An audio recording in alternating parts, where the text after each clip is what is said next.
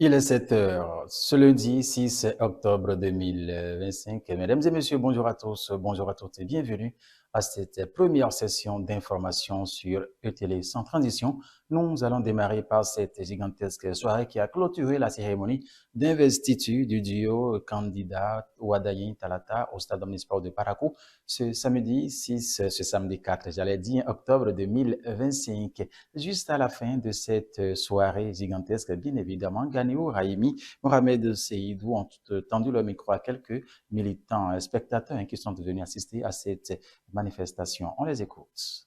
C'est la première fois que je vois un événement aussi grandiose à Parakou et cela s'explique par la forte mobilisation que vous voyez derrière moi. Toute la population de Parakou est sortie pour vivre l'événement et c'est spectaculaire. Aujourd'hui, je suis à Parakou dans un premier temps pour assister à l'investiture du duo Romuald Ouadayin et Talata.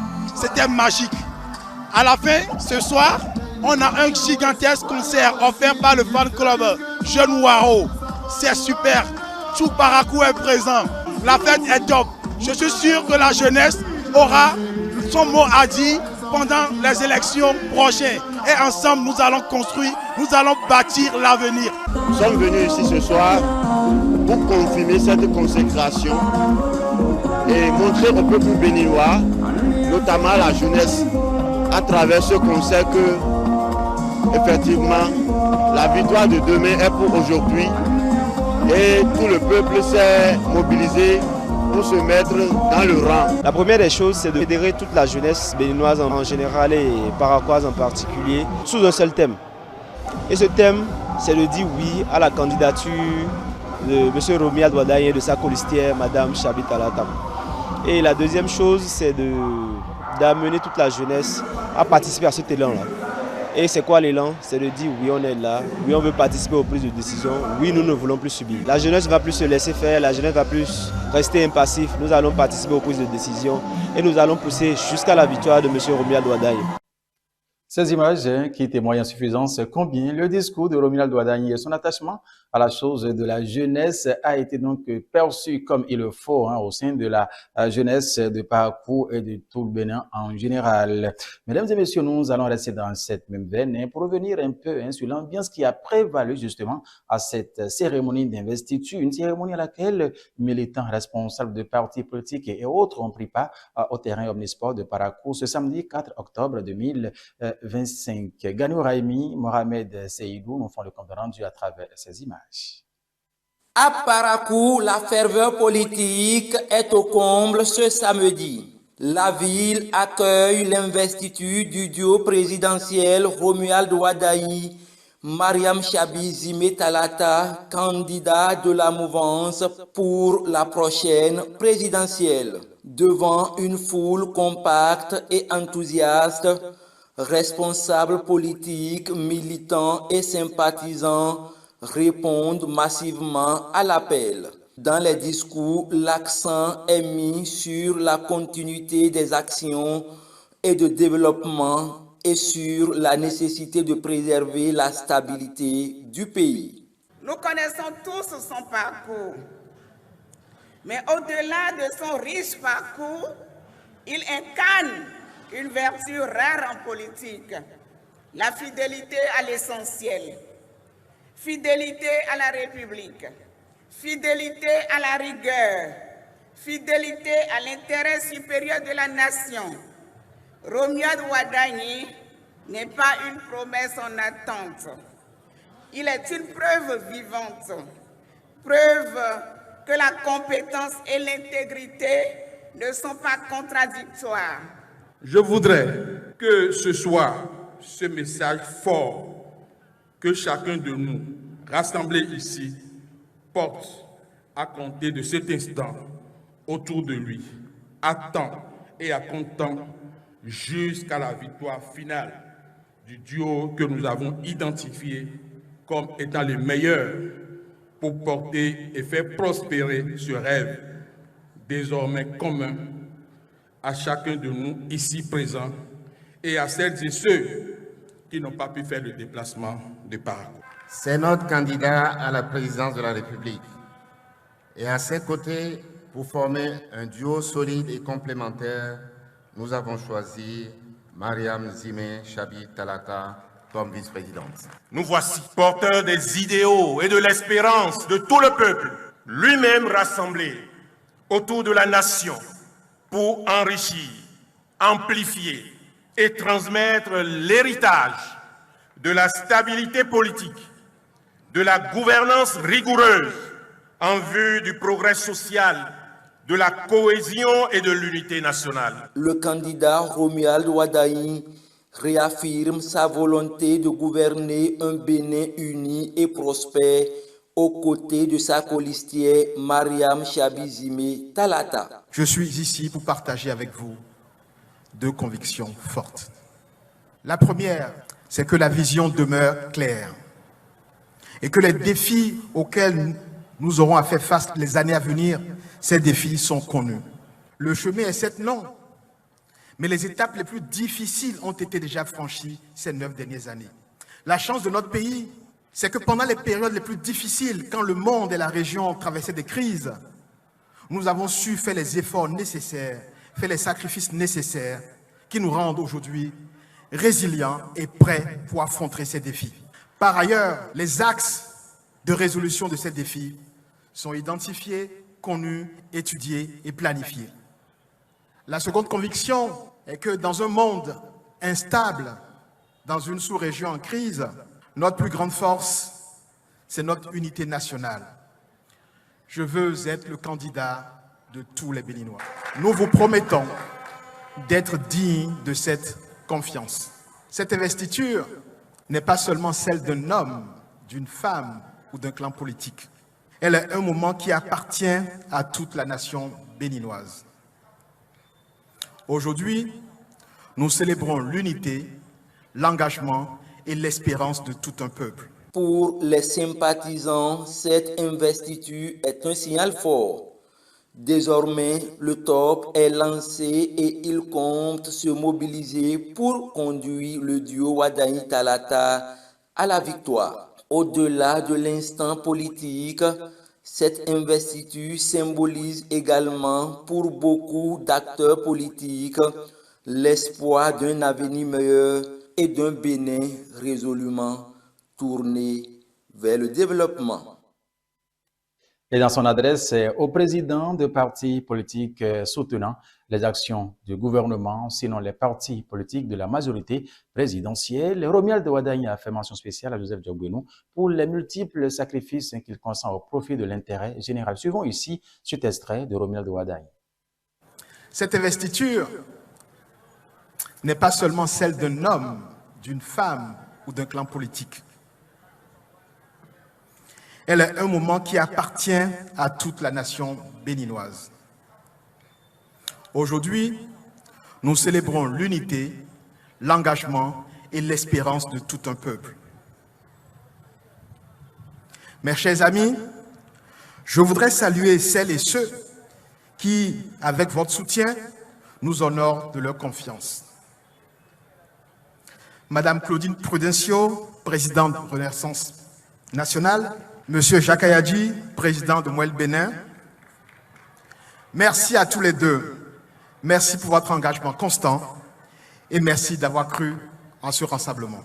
Je voudrais saluer Monsieur le ministre d'État, Aboulaye Biot-Chani, président du Bloc républicain. Monsieur le Président, vous êtes pour nous tous un modèle de rigueur, de sagesse et d'engagement politique exemplaire. En votre qualité d'ancien ministre de l'économie et des finances, mais également ancien directeur Afrique du Fonds monétaire international, vous avez toujours été pour moi un conseiller avisé et un soutien de tous les temps. Je tiens également à remercier tout particulièrement M. Joseph Diogbenou, président de l'Union progressiste Le Renouveau. Président Diogbenou, vous avez toujours su faire preuve d'un sens inégalé de l'intérêt général. Esprit lumineux, intellectuel généreux, vous incarnez pour nous tous le sens du dévouement au service de la nation et de la justice, le sens du sacrifice et du renoncement personnel au profit de l'intérêt général. Votre contribution, et je veux le répéter ici, votre contribution restera gravée dans l'histoire du Bénin. Et dans ce discours au stade omnisport de Parakou, ce samedi 4 octobre 2025, Romuald Ouaddaï a fait pas belle également à la jeunesse béninoise. Dans son adresse, il a démontré une fois encore qu'il reste attaché aux valeurs de la jeunesse avec des chiffres aussi précis. Suivons à nouveau Romuald Ouaddaï. Je voudrais maintenant m'adresser à la jeunesse. J'ai presque envie de rentrer dans la fosse pour m'adresser à la jeunesse. Jeunes du Bénin, ayez confiance. Près de 70% de nos compatriotes ont moins de 25 ans. Un Béninois sur deux a moins de 18 ans. Le Bénin est l'un des pays les plus jeunes au monde. Il est donc clair que l'avenir appartient à la jeunesse. Il est donc clair que notre avenir se jouera dans nos écoles, dans nos universités. Il est clair que notre avenir est dans la main de ces jeunes créateurs, artistes, entrepreneurs. J'ai la conviction forte que chaque jeune Béninois porte en lui un immense potentiel que nous n'avons pas encore fini de réveiller et de révéler. Mon ambition est donc claire, transformer l'énergie de chaque jeune en opportunité, transformer les opportunités en réussite et transformer les réussites en dignité. Chaque jeune Béninois doit avoir la chance de réussir, de travailler, de bâtir sa vie dans la liberté et la sécurité. Mon engagement est donc de bâtir avec vous et pour vous un avenir où chaque jeune, d'où qu'il vienne, puisse rêver, entreprendre et réussir. Nous écrirons ensemble une nouvelle page de notre histoire. Une histoire qui s'appuie sur des bases solides construites ces dernières années. Une histoire qui permettra à chaque jeune, à chaque famille, de bâtir sereinement son avenir. Je fais devant vous une promesse solennelle.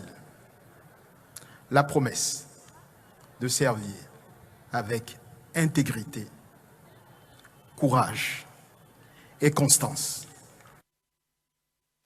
Des propos recueillis par Angèle Toboula, Boris Arissou, Mohamed Seydou à Parakou ce samedi 4 octobre 2025. Il faut dire tout simplement que la semaine écoulée, les projecteurs sont restés braqués pendant longtemps sur la cité de Kobourou, la ville de Parakou. Ici, il s'agissait bien évidemment du lancement de la prochaine phase de microcrédit à la FIA. C'est une cérémonie qui s'est déroulée le jeudi 2 octobre 2025. Oui, c'était donc en présence du ministre de microfinance, oui, justement, Véronique Toyin-Fodé, en présence de plusieurs personnalités politico-administratives de la ville de Parakou et du Bénin en général. Retrouvons ici les images de cette cérémonie de lancement officiel microcrédit à la FIA qui passe de 50 à 200 000 francs CFA.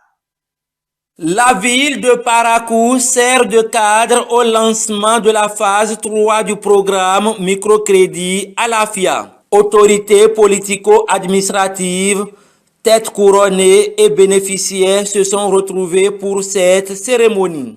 Pour le maire de la ville de Parakou, cette initiative du gouvernement est une bouffée d'oxygène pour les couches sociales vulnérables dont les activités pourront davantage se développer. Depuis son lancement, ce programme a permis à de nombreux entrepreneurs, hommes et femmes, de notre département, de notre commune et de tout le pays entier de développer leurs activités génératrices de revenus et de contribuer ainsi au dynamisme économique de nos communes. Les résultats des deux premières phases parlent d'elles-mêmes. Des commerces créés, des emplois générés, des familles sorties de la précarité. Chers bénéficiaires actuels et futurs, cette troisième phase qui s'ouvre aujourd'hui avec le lancement est une nouvelle opportunité pour vous de prendre en main votre destin. Le montant du microcrédit passe désormais de 50 000 à 200 000 francs CFA. Plus de 47 milliards de francs CFA sont mobilisés pour soulager le quotidien des bénéficiaires. D'abord plafonné à 50 000 en 2020, le microcrédit à l'AFIA a connu en 2022 une nouvelle formule à 100 000 francs. Grâce à cette initiative, le microcrédit à l'AFIA a permis à plus de 2 millions de Béninois de sortir de la précarité, de disposer de ressources et de développer des activités génératrices de revenus. C'est aujourd'hui un montant de plus de 47 milliards qui impacte la vie de plus de 481 000 femmes et plus de 70 000 hommes. La ministre des Affaires sociales et de la microfinance explique les raisons qui ont conduit le gouvernement à réformer le secteur. En 2016, lorsque le gouvernement de la rupture a pris fonction, le secteur du microcrédit était à bout de souffle. Les dispositifs existants souffraient d'opacité, d'ingérence politique et d'inefficacité criarde. Trop souvent, les bénéficiaires, principalement des femmes, étaient victimes de rançonnements, de discrimination et de conditions d'accès lourdes qui les privaient de dignité et de la liberté de développer leurs activités. C'est dans ce contexte qu'est née la volonté ferme de réformer de fond en comble l'outil du microcrédit pour le mettre au service exclusif du peuple, en plaçant l'intérêt du bénéficiaire au cœur du dispositif. Sur place, des bénéficiaires ayant reçu leurs fonds témoignent de l'efficacité de la réforme. Et au-delà de Parakou, les communes des autres départements du pays bénéficient également de ce programme. Une réforme qui suscite de l'espoir chez les bénéficiaires. Avec le respect des engagements de remboursement, le gouvernement entend toucher un plus grand nombre de personnes et faire du microcrédit un véritable levier de lutte contre la pauvreté au Bénin. Un nouveau souffle, pour le développement des activités génératrices de revenus pour les bonnes dames qui, dans la ville de Cotonou, se sont exprimées au micro de Carmel Cotin et de Merveille Julie Omontecho. Suivons ici ces femmes qui apprécient cette initiative.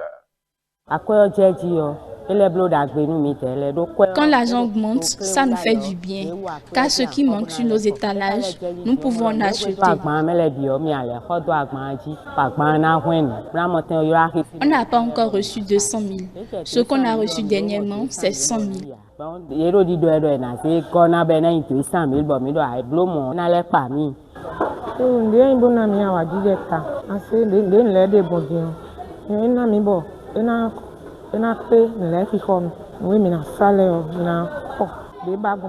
Nous sommes contentes, ça nous aidera bien.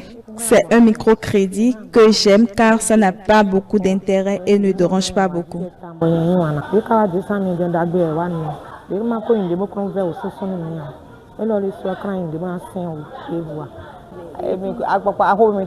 Nous n'avions pas encore reçu, mais on est déjà très heureuse de cette nouvelle.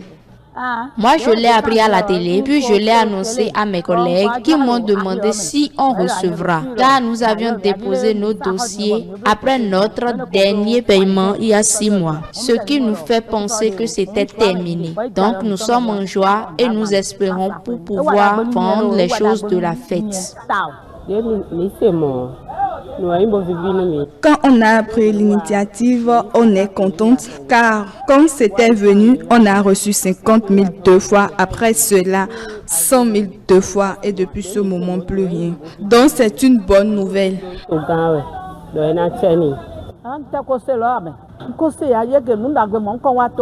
je ne savais même pas. Si ça passe à 200 000 francs, on sera très contente.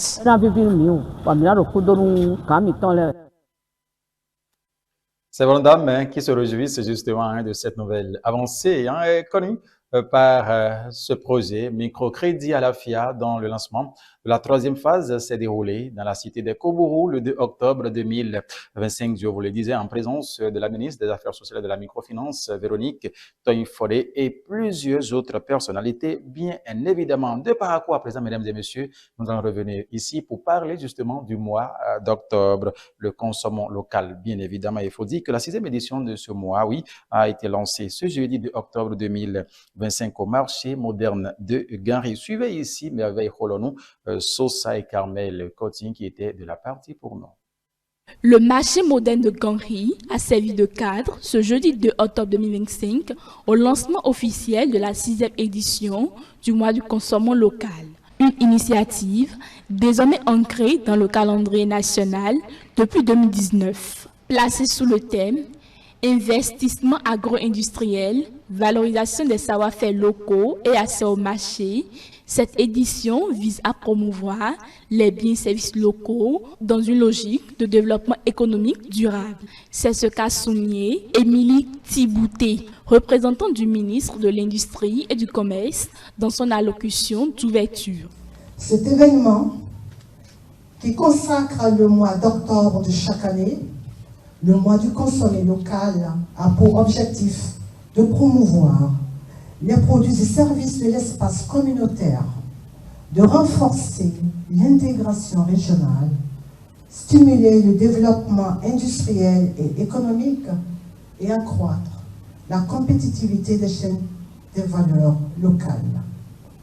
Il vise particulièrement à soutenir les producteurs locaux, à changer les habitudes de consommation en faveur du local et à réduire la dépendance aux importations. La représentante du ministre lance un appel à tous les producteurs, les invitant à améliorer la qualité de leurs produits afin de rester compétitifs sur un marché de plus en plus exigeant. Je lance un appel à l'amélioration continue de nos produits. L'instrument premier de la conquête de marché aujourd'hui est l'innovation. À ce titre, je passe par ce canal pour remercier le travail fort louable de chacun et de tous pour profiter de l'occasion pour attirer notre attention sur la compétition mondiale qui s'impose à nous. Nous devons, dans tous les domaines, pour mieux nous positionner sur les marchés, nous devons innover. Plusieurs activités sont prévues tout au long du mois d'octobre afin de valoriser la production locale et sensibiliser les consommateurs à l'importance de privilégier les biens et services made in Bénin.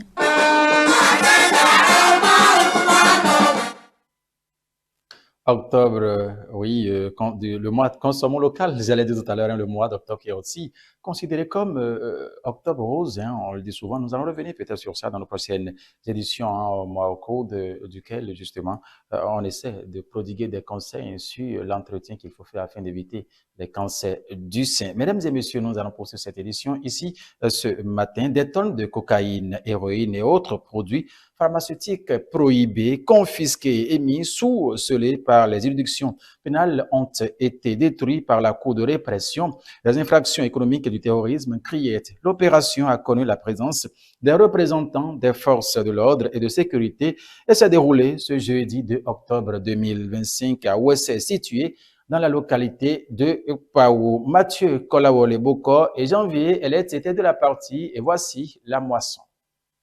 Nous sommes à la Cour de répression des infractions économiques et du terrorisme. Des dizaines de sacs contenant des stupéfiants raisonnés sont embarqués sous le regard des forces de l'ordre pour être incinérés. Cette opération est une réponse au trafic des stupéfiants qui n'est rien d'autre que l'aboutissement des activités menées par plusieurs juridictions pénales et dont les juges ont ordonné la destruction des produits prohibés, explique le greffier en chef de la CRIET. Il y avait un stock important d'environ 13 tonnes à Porto Novo qu'on est allé chercher ce matin. Après, on est revenu à la CRIET prendre une quantité approximative avant d'aller prendre une partie importante du stock gardé à l'OCERTIT au profit de la CRIET. Et c'est le site de Ouessé, situé dans la localité de Paou, qui est choisi pour l'opération. Cette opération d'incinération des stupéfiants est autorisée après des tests de confirmation de ces produits dans des laboratoires agréés. Preuve que le gouvernement fait de la lutte contre le trafic des stupéfiants son cheval de bataille. Et c'est dans cette dynamique que la Criette travaille à travers ses décisions afin que le Bénin ne soit pas une plateforme de la drogue, se réjouit le directeur général de l'Agence nationale de recouvrement des avoirs confisqués et saisis. Vous avez dans le lot des stupéfiants, vous avez des produits pharmaceutiques, vous avez des produits frelatés, au-delà des médicaments, il y a les boissons, il y a un peu de tout. Donc, et également des divers, c'est tout un ensemble de produits qui se retrouvent à être incinérés à cette occasion. La quantité évaluée de tous les scellés au plan national dépasse largement, en termes de tonnage, dépasse largement, je ne vais pas vous donner le chiffre précis, mais 100 tonnes de produits, largement au-dessus de 100 tonnes de produits. Toutes les dispositions sont prises afin que l'opération d'incinération de ces produits se déroule dans les règles de l'art et sous la supervision des forces de défense et de sécurité, rassure le directeur des incendies et secours. Concrètement, sur le site ici, les forces armées ont été déployées pour empêcher tout accès au site pendant que nous détruisons les différents scellés. Et parce que nous avons aussi mis du feu, différents détachements ont été mis en place pour d'abord maîtriser les effets du feu et prendre en compte d'éventuelles victimes qui se déclareraient pendant la manœuvre. Il faut préciser que ces stupéfiants ont été arraisonnés au cours des fouilles effectuées soit au port de Cotonou, soit à l'aéroport international Bernardin-Ganty. Ceux qui ont commis ces infractions se sont déjà expliqués devant les juridictions compétentes, notamment la Criette. Voilà, mesdames et messieurs, ce qui met fin à cette première session d'information sur Télé pour le compte de ce lundi 6 octobre 2025. Merci infiniment de nous avoir suivi. Votre émission, la matinale, doit se poursuivre puisque juste après nous, il y a Infosport qui vient. Oui, après Infosport, on se retrouve encore dans notre confort matinal afin de continuer l'aventure ici comme chaque matin. Merci infiniment de nous avoir suivis. On rappelle une fois encore, mesdames et messieurs, que nos productions sont à retrouver sur nos plateformes digitales, notre site internet www.etelebenin.com, notre page Facebook ETélé en direct, notre chaîne YouTube ETélé Bénin, notre compte X ETélé en live, sans oublier notre application iOS et Android, téléchargeable gratuitement sur Play Store ETélé, tout simplement ETélé avec vous, pour vous, Infosport. C'est juste après nous. À tout à l'heure.